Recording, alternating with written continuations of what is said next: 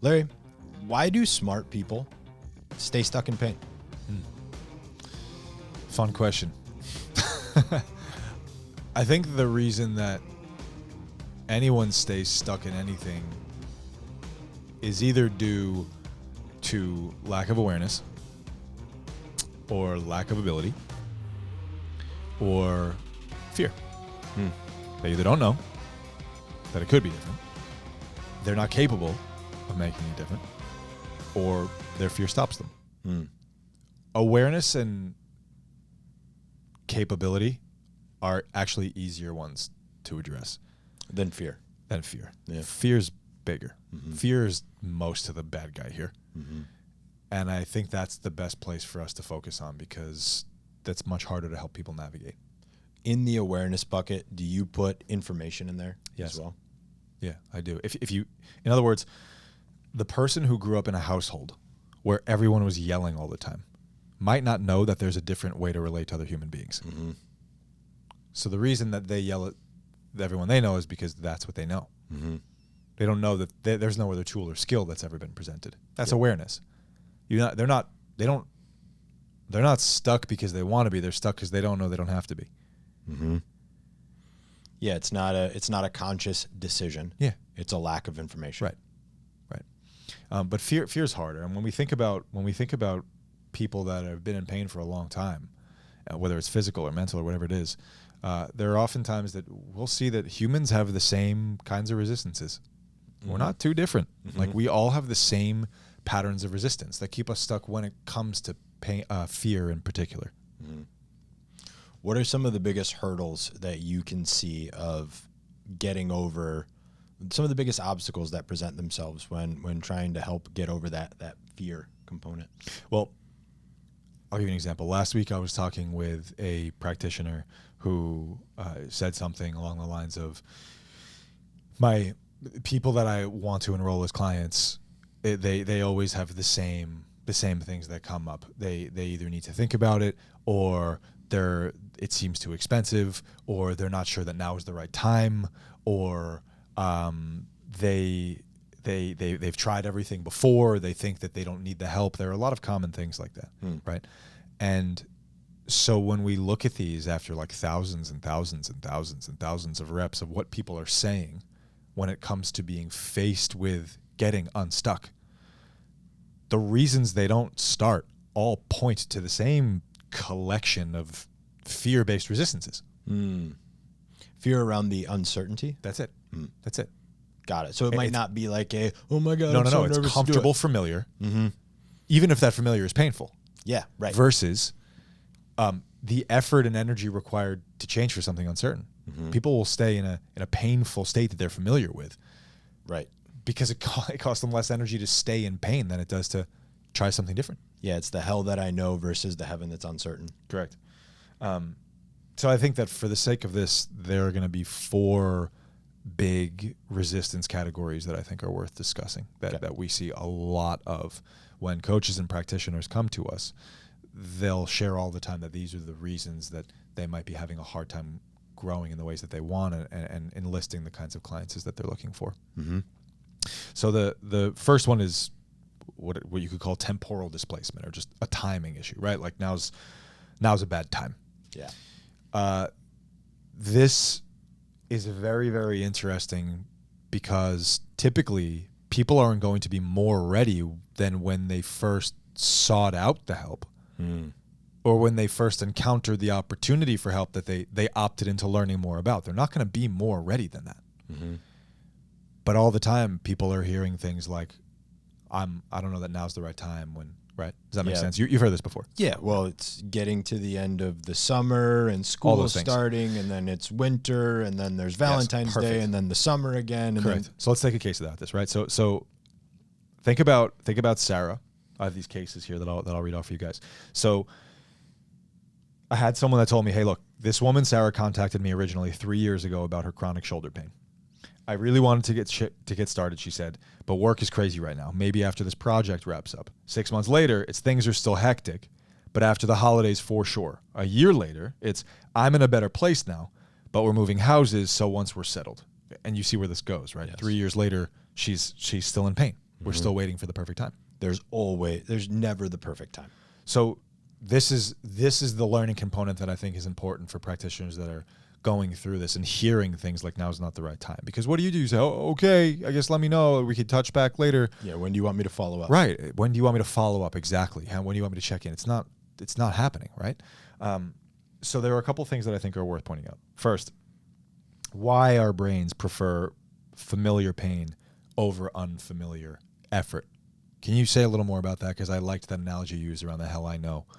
Why do our brains prefer familiar pain over unfamiliar effort, even if that effort isn't so big? Yeah, well, I'm going to preface this with everybody knows I'm not a neuroscientist, so don't ask too much of me here. Well, you know what? You've had decades of reps. Yes, helping people with their neuroscience. So yeah.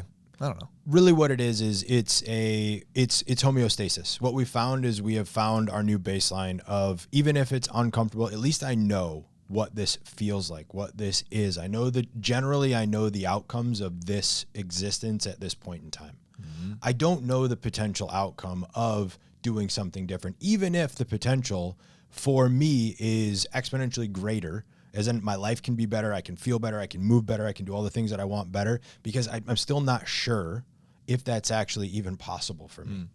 And we were very, very sensitive, I suppose, to the uncertainty of what could happen. Yes. So facing this new thing that could be worse, not worth it, even though I'm in this freaking snake pit. It's a negativity bias. I follow. Okay. And then the second component here is, these chronic conditions. Again, I'm not a neurologist or a neuroscientist, but I've seen this a lot in a decade. And any neuroscientist here can correct me. Chronic conditions create neurological adaptations that entrench patterns even further. Mm-hmm. It makes it harder to get out of. Yeah. So in other words, the longer you groove a way of being and the longer you experience a chronic condition, the more built in and chronic that condition will become. Yeah, this is why addiction can be so profound for a lot of people, because of the grooves that get dug in with that pattern of behavior. You get a stimulus, you do a response, and you get some sort of reward. It's the habit loop that ends up digging trenches in. Right? So it can go positively and negatively. Unfortunately, having the negativity bias just as human beings, because it was biologically adaptive and advantageous for a very long time, we default to that. And with respect to physical pain, chronic pain creates, you're creating these neurological downloads very often where the body starts to expect it. Mm-hmm. And so it'll create it. And again, I'm not a pain scientist, but I've seen this a lot. There is a very, very decent body of evidence that the correlation between damage, tissue damage, as would be represented on like an MRI, for example, does not correlate highly with people's subjective report of pain. Mm-hmm. There are times where MRI findings show nothing significant and people report tremendous pain, and the opposite, where people report no pain and there's significant MRI findings. Yep. Either way, if people are experiencing this, the longer they're experiencing it, the more likely it is that they will. Mm-hmm. Yeah? Yeah, it's repetition. Mm. Okay. So when we think about the last one here, this readiness paradox, where clients are never going to be more ready than when they first reach out. If someone's got, the way I see this, and I want to know what you think, if someone's arrived at the point where what they're frustrated with intersects with what they see they would like to be the case, that it has this, there's been some combination of ingredients of hope and inspiration and clarity around what they want to have happen. They want to make that jump. Mm-hmm. And they're there. The way I see it, the more things that happen if you kick the thing down the road, the easier it will be to return to that original state where you were talking about, where it's like, you know what, I can handle this another time. Maybe when things are easier, it'll be a better time for me to go about this. Mm-hmm. There's a huge problem with that as I see it, because when we think about reframing this and the practical still of helping people work through this, waiting for less stress is actually going to increase the stress of the original problem. Mm-hmm. You haven't been out of shoulder pain in 3 years. Is it getting better? No. Is it staying the same or is it getting worse? Same or worse? I don't like either of those. Mm-hmm. So if we wait for things to fall in place where things are settled and predictable, first of all, it's unrealistic to expect that anything's ever going to be predictable in life. Right. But second, the stress of the original problem increases. Yeah, the hardest part of the journey is overcoming the inertia to be able to get moving. Mm-hmm. And when you're working with somebody like we do at the flagship, like you want to honor that with them. And when they come in and you want to have the conversation with them, be like, look, this was even just getting on the phone. This is a huge first step. Yeah. This is great. This is awesome. How do we continue that momentum? And often people use the word motivation here, which I don't love. I agree.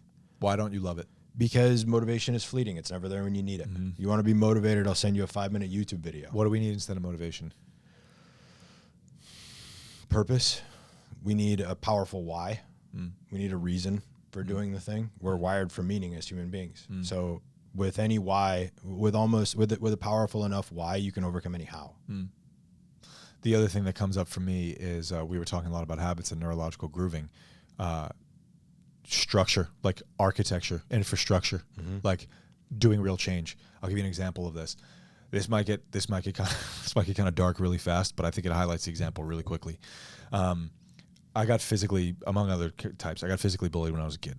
And when I was 29, 30, something like that, I would still see these guys around town sometimes, and I'm an adult now. I can handle myself for the most part, but I'd still get kind of cagey and weird.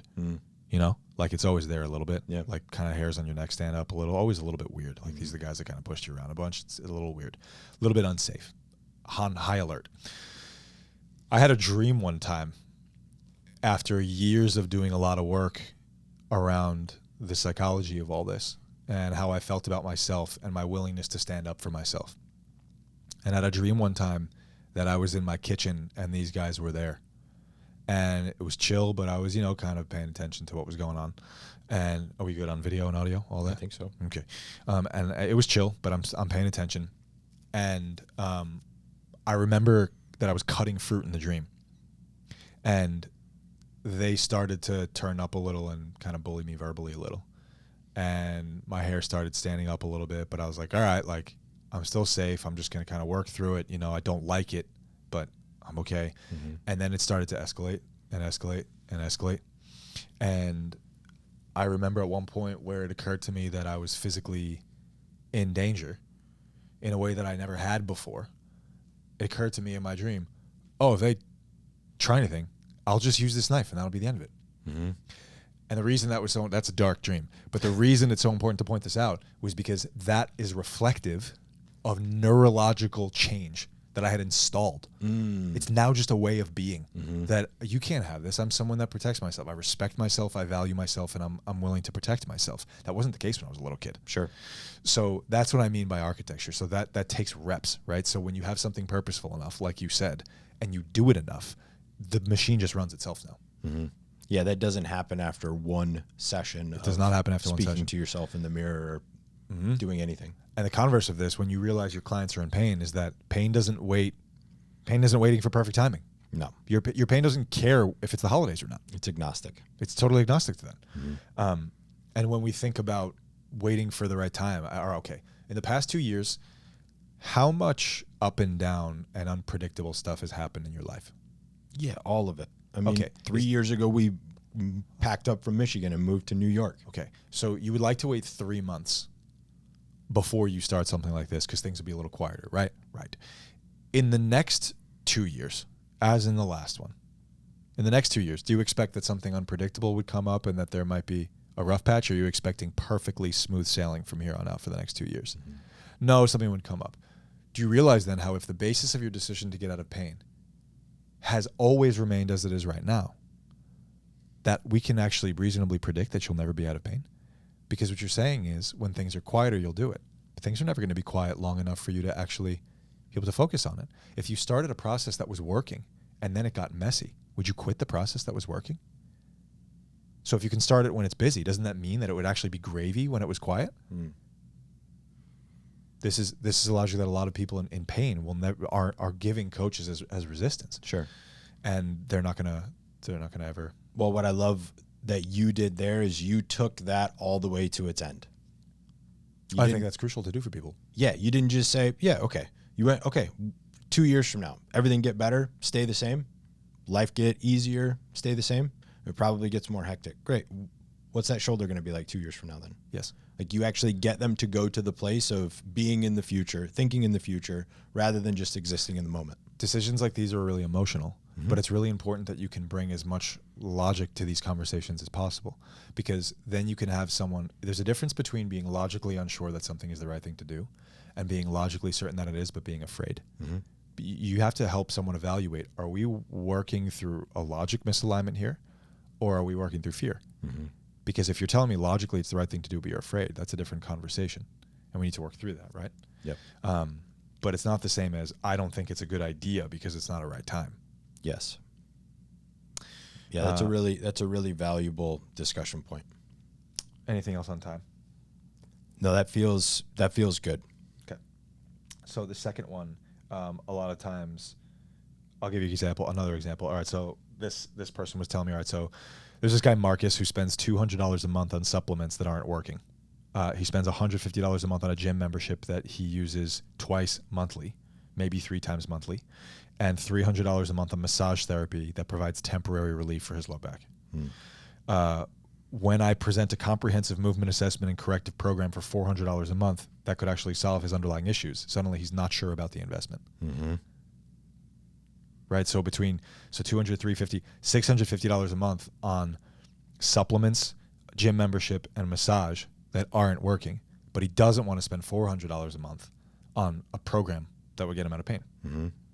So this is where we start to look at the psychology of the familiar versus the effective. So first, why people invest in comfortable failures over uncomfortable solutions. That's similar to what we were just talking about, you think? Yeah. Okay. We're just now talking about financial. Same point with respect to finance, right? Like, I'll spend money on the thing that I know versus the thing that I don't. Right, which leads us really well into the next point, the sunken cost fallacy. Tell us about it. I've invested all of this time, all of this energy into the thing already, so I'm going to continue to invest in it because I've already invested so much time and money. Whether it's working or not, it's the relationship that you stay in, even though you know it's not the right relationship, but you've been together for years. We've been together for 9 years. How could I just walk away from that? Exactly. Right. So it's I mean, I've already got $100,000 put into this house. How could I just walk away from this? So clients that aren't sure about investing with a coach, with a trainer, whatever, if you're a physical therapist, whatever practitioner you are, clients that aren't sure about the investment for you, these things could be on their mind, right? That they're continuing to pay for what's familiar, and they've already done a bunch of this, changing the ship and doing something altogether. There's an energetic expense for them there that's hard to work through. Okay. And for you to know as the coach or the professional that there is a level of uncertainty that they hold about the outcome that you're saying that you can provide. Because in other words, if they believed it worked, yeah, they'd be all in. Right. And then the last point that might be going through their mind here is previous negative experiences creating skepticism around whether it works, and that's like what you were just talking about. Like, things haven't worked in the past. Right. Well, that's the I've had a personal trainer in the past, and this is exactly and that didn't work out. So they're going to bring in their previous experiences, good, bad, and indifferent, into the new experience. That's why we call ourselves professionals and not coaches at the flagship. It's why we have a facility and not a gym. Yep. Okay. And then when we think about those things that are going through clients' head, and we can think about helping them take like an investment audit, if you will. So you can be guiding your clients to calculate their actual spending on their problem. Like this is what I was talking about, where it's like, can we just can we ground this in logic for a little bit, just so we can be clear about what's actually on the table here? I know it's emotional. We can do both at the same time, right? So the first is direct costs. Like, you realize you're talking about spending $650 on those 3 things that aren't working versus $400 on something that might. And I understand that you're focused on might, but let's just be clear. Like, this is a smaller investment if you were to choose to do this, correct? And then when you talk about indirect costs here, helping them value their indirect costs, what comes to mind for you there? Loss of productivity. How many sick days or how many days off did you have to take? Okay. Over the last year. And even more than activity, the things that they want to be saying yes to that they're not because their pain is stopping them. Exactly. Like it's all of the, we just had a consultation today, and one of her goals was to start saying yes to all of the things that she wants to do that she's currently saying no to. She recognizes that there is an indirect cost to inaction. So whether it's opportunity costs, emotional costs, we're literally just helping them take an inventory of costs that they're incurring that they've become used to, and just putting it all on the table for them to see. So you can help just start to ask them what, like so these are all the costs that you just listed. Are you paying attention to these, or have you just gotten used to these? And they say, I guess I've just gotten used to them. We could just be asking straightforward questions like, well, are you okay continuing to incur these costs? Yeah. Yeah. It's shining a light into the corner. Okay. Go ahead. I think we're on a really great thread right here, and we're going to leave this on a cliffhanger. Wow. We've got 2 more principles that we're going to discuss on the next podcast. Fascinating. Okay. Tune in next time. I hope you enjoyed that episode of the Active Life podcast. If you did, please head to wherever you listen and leave us that 5-star rating. It really does go a long way. 5 stars goes a long way. Please leave them. If you're interested in working with us as a coach, remember, we help coaches from around the world build fulfilling careers, working with clients they're inspired to help so they never have to worry about being able to pay your bills again. No one's ever going to ask you if you are going to get a real job when you work with Active Life. All you have to do, head into the show notes, click the link that you find there, download our curriculum. That will give you a feel for what it is going to take for you to be successful. A team member of ours will reach out to you to find out if it's a fit for us to work together. Till the next show, turn pro.